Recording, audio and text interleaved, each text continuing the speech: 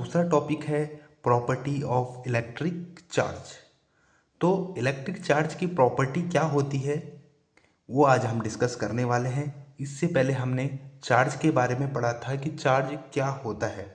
तो चार्ज की पहली प्रॉपर्टी है एडिटिविटी ऑफ चार्ज, यानी चार्ज हमेशा क्या होते हैं, ऐड होते हैं। The total charge on a body is the algebraic sum of all individual charge.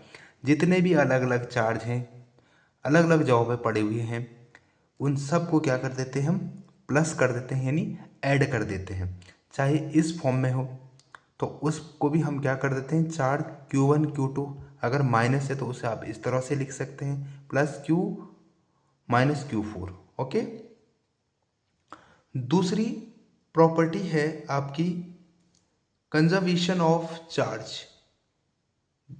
Conservation of charge, तो कंजर्वेशन ऑफ चार्ज में आपको बताया गया है कि electric charge can neither be created nor be destroyed, यानी इलेक्ट्रिक जो चार्ज है वो ना तो पैदा किया जा सकता है और ना ही उसे ख़त्म कर सकते हैं, यानी नष्ट कर सकते हैं। It can only be transferred from one object या बॉडी टू अनदर बॉडी। कैसे, उसको देखते हैं।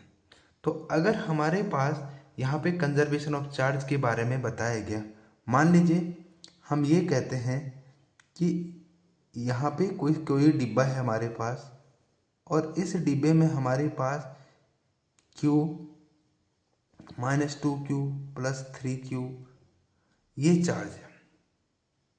तो यहाँ पे जो टोटल सम ऑफ चार्ज है वो कितना है, टोटल सम ऑफ चार्ज है minus Q, sorry plus Q minus 2Q और प्लस 3Q।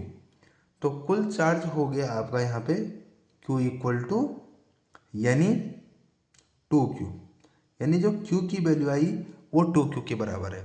अगर मान लो कि इस डिब्बे को मैंने हिला दिया, इस डिब्बे को मैंने हिला दिए और हिलाने के बाद देखा हमने कि यहाँ पे जो चार्ज है इस डिब्बे में वो प्लस 2Q माइनस Q और प्लस Q रह गया।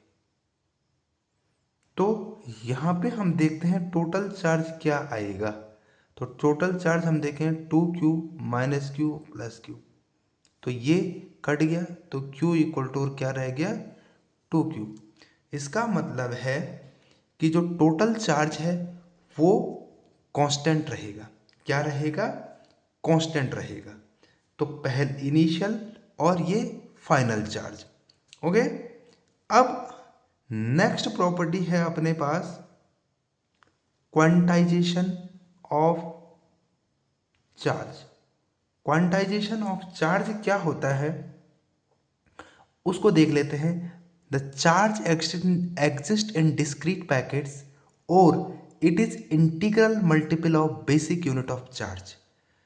तो चार्ज कभी भी फ्रैक्शन में एग्जिस्ट नहीं करता है, यानी अगर हम ये देखें तो Q की वैल्यू अगर n इक्वल टू 1 रखें तो ये 1 प्लस माइनस 1 ही हो जाएगा, यानी प्लस माइनस 1.6 इंटू 10 की पावर माइनस 19 कूलम, या 2 रखें तो प्लस माइनस 2e यानी 3.2 इंटू 10 की पावर माइनस 19 कूलम। यानी चार्ज हमेशा जो है बेसिक यूनिट ऑफ चार्ज का इंटीग्रल मल्टीपल होगा, यानी 1.6 का यानी 16, 3.2, 4.8, 6.4, 8 और 9.6। लेकिन अगर आपसे कोई कहता है कि भैया Q की वैल्यू हमारे पास 7.6 इंटू 10 की पावर माइनस 19 कूलम है, तो यहाँ पे क्या ये चार्ज एग्जिस्ट करेगा या नहीं, तो यहाँ पे ये चार्ज एग्जिस्ट नहीं करता है, क्योंकि ये integral multiple of basic unit of charge नहीं है।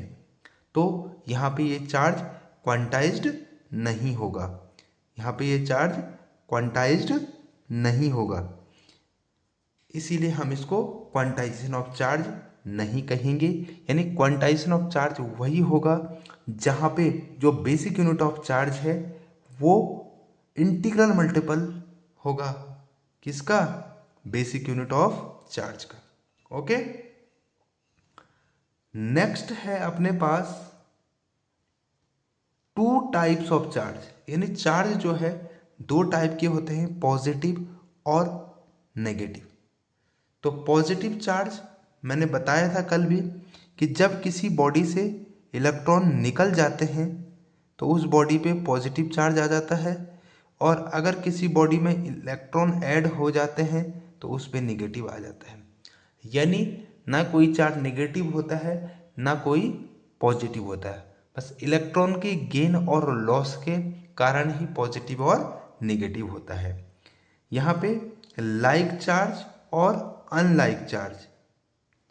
तो लाइक चार्ज क्या है, लाइक चार्ज मतलब सेम नेचर, अगर पॉजिटिव पॉजिटिव है तो एक दूसरे को रिपेल करेंगे, निगेटिव निगेटिव है तो वो भी एक दूसरे को रिपेल करेंगे। अनलाइक चार्ज का मतलब है पॉजिटिव और निगेटिव एक दूसरे को अट्रैक्ट करेंगे, या निगेटिव और पॉजिटिव एक दूसरे को क्या करेंगे, अट्रैक्ट करेंगे। ओके,